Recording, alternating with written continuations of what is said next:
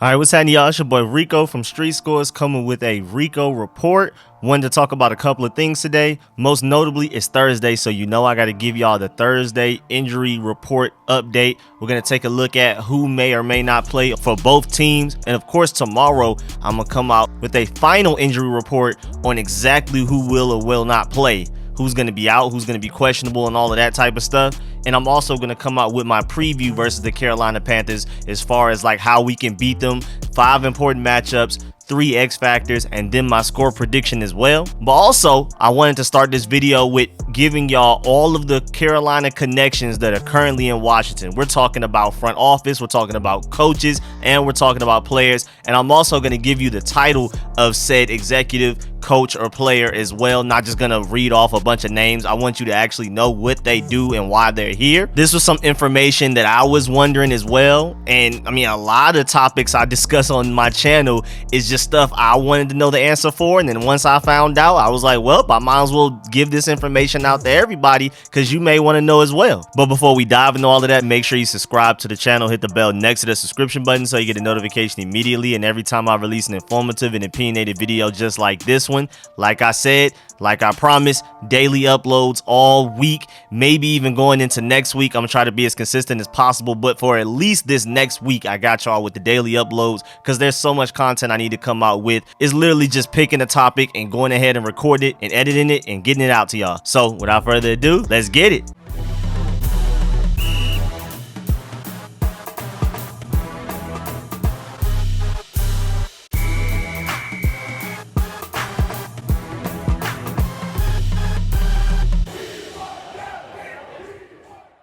All right, so we're going to start with the front office, the executives first. Of course, on the screen, you have Marty Herney, our executive VP of player personnel. And then, of course, on the screen, Ron Rivera is the main connection, our head coach. You already know that.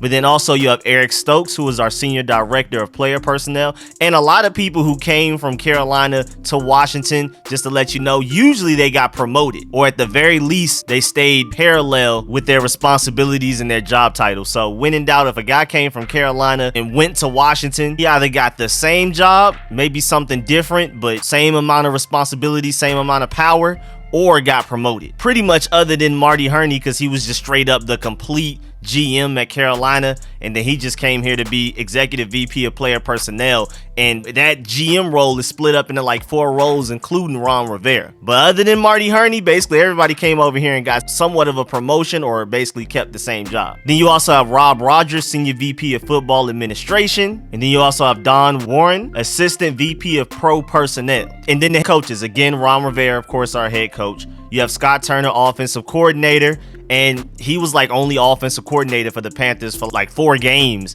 before he became an offensive coordinator here. So this is technically his first real offensive coordinator job, where he's like the one included in draft plans and like, we're going to go draft this guy, we're going to design this offense. And him becoming an offensive coordinator with the burgundy and gold was literally his first time having as much power and input as he's had on an offense, especially over like an off season where it's training camp and you're designing your offense, you're picking the players that you want to fit in your offense and specific schemes and personnel groupings and plays and things like that. So this is definitely Scott Turner's first real chance at being an offensive coordinator, even though he technically was one for 4 games in Carolina. Then Drew Terrell, the wide receivers coach, Pete Hayner, the tight ends coach, John Moscow, the offensive line coach. And I feel like Pete Hayner and John Moscow are probably doing the best job out of everybody in our coaching staff right now, especially if we're just talking about specific position groups. They are going crazy. I mean, John Moscow is having his offensive line top 5 in both run blocking and pass blocking advanced statistics. And in one game, we were down to our 3rd string right tackle. We've been on our backup right guard for a while, and now we are on our backup center for the rest of the season. So, man, John Moscow's out here coaching his tail off. Then Sam Mills III, our defensive lines coach, Steve Russ, our linebackers coach, and then you also have Jim Hostler, our senior offensive assistant. You have Jennifer King, assistant running backs coach, Travell Wharton, assistant offensive lines coach, Richard Rogers, assistant DBs coach, Ben Jacobs, assistant special teams coach, Todd Storm, offensive quality control, and Vincent Rivera, defensive quality control. And then of course, like, our head trainer and his assistant also came from Carolina, and they were actually doing a really good job until the feds came knocking on their door, and then that whole situation happened. And then lastly, you have quite a bit of players, but not as many as the coaches. Of course, you have quarterbacks Taylor Heineke and Kyle Allen. Kyle Allen, backup quarterback right now. Taylor Heineke is our starting quarterback, especially with Ryan Fitzpatrick out. Wide receiver Curtis Samuel, one of our biggest free agency signings. We've barely seen him, but he was projected to be our wide receiver too. You have backup center Tyler Larson. You have linebacker Jared Norris, who's really more of a special teams guy. Also linebackers David Mayo and Jordan Kunajik, also special teams guy and more so backups than anything else. Cornerback Corn Elder, another special teams guy and a backup. And now our starting kicker Joey Sly, and the way he kicked against the Buccaneers, he may be our franchise kicker moving forward for many years to come, hopefully. So you know that may be a gem from Carolina right there. And then moving on to the injury report, I mean, things got a little bit better. 3 of the guys that did not participate in practice on Wednesday were limited Thursday. 2 of the guys limited in practice on Wednesday were full participants Thursday. So we're getting healthier in a way. Granted, we've lost a few guys for like the entire season type of thing, or for a very long time, like Montez Sweat being out for around a month. But at least if you just look at this week in a vacuum, we may be getting Sadiq Charles back. Kendall Fuller got hurt a little bit against the Buccaneers, but he may be good to go. Curtis Samuel, I mean, who knows? Ricky Seals-Jones, his injury looked pretty bad, so who knows as well for that. But like Benjamin St-Juste didn't play last week, out with a concussion, and he's been out with concussions a couple of games this year already, separated with games in between that he did play. So I am worried about his concussion situation, because this is not the first time this season and he's only a rookie. But it looks like since he was limited Thursday, maybe he'll be able to practice. Maybe we get him back. Maybe we get Samuel Cosmi back. He hasn't played for weeks. He's our franchise right tackle. Cornelius Lucas has been holding it down very well, but of course you want the best guy out there possible. Antonio Gibson, you know, he's always limited throughout the week, so I'm not surprised. But Terry McLaurin and Samus Reyes were limited on Wednesday, and now they're full participants, so we should expect them to be great to go against the Carolina Panthers. And then Brandon Sheriff got a little banged up against the Buccaneers, but he's limited so far all week. Probably will play. And then Danny Johnson with his wrist injury has been a full participant so far all week. So again, it looks like even though we've lost a lot of guys long term, if you just look at this week in a vacuum, going from the Buccaneers game